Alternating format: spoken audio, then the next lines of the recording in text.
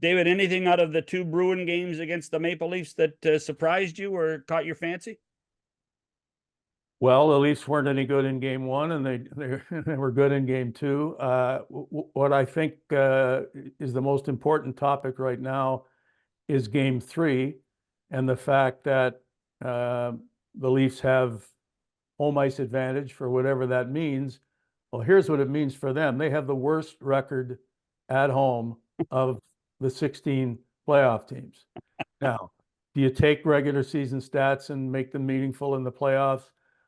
The rule should be no, but the Leafs have to prove that they can make home ice the advantage it's supposed to be now that they have it. And momentum is everything. Brendan Shanahan has talked ever since he's been in the office of a lack of killer instinct. Well, here's momentum off game two's victory. And if they have killer instinct, they'll win tonight. And if they don't, it's still a problem. I think, it's easy to say game three is the key to any series, especially a series that's tied 1-1. Well, even, 2-0, obviously it's the key. So tonight I think is going to be very meaningful. And I don't gamble, but I do with a handshake, make a bet here and there. And I picked the Leafs to win. And the reason is that despite what I think are great coaching tactics of Jim Montgomery in the regular season, at least, the Bruins' loss of Michel Bergeron and David Krejci was going to be an issue this season. It didn't show up in the regular season.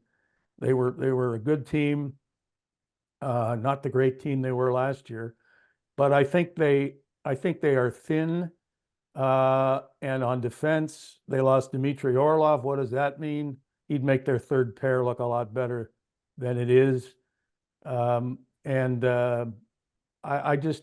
think the Leafs, especially if the Leafs can have an edge in depth, which they showed the other night, the fourth line was fantastic.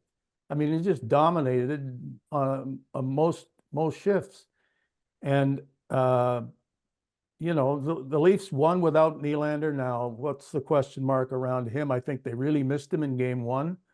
I think they'll always miss. By the way, I think I think they were, their brains were scrambled that he wasn't there. I think there was a whole mental side of, well, where's Willie?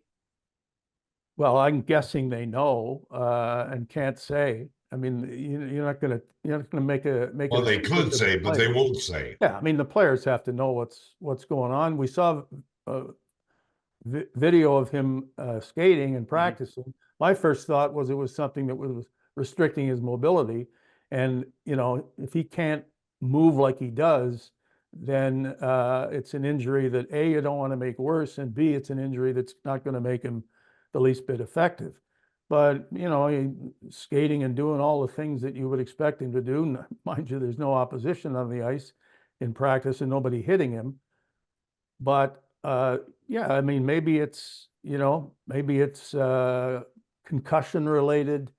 Maybe it is a groin or a hamstring or whatever that they just don't want to make worse, because that could put him out for a good long time. But the point has been made. Like, if you can get on the ice for practice, you got to have a good reason why you can't play in the game. Right, And I agree. if there's a good reason, they are not willing to divulge it. So that leads to all of the speculation that comes. Is it this? Is it that? Must be this. I've heard everything from, well, they're disciplining him because, no, please. But if you don't have anything better to use as an explanation, then anything that you can pull out of the sky will do in terms of conversation. So it's better than suggesting. It's better than suggesting he was putting up drapes.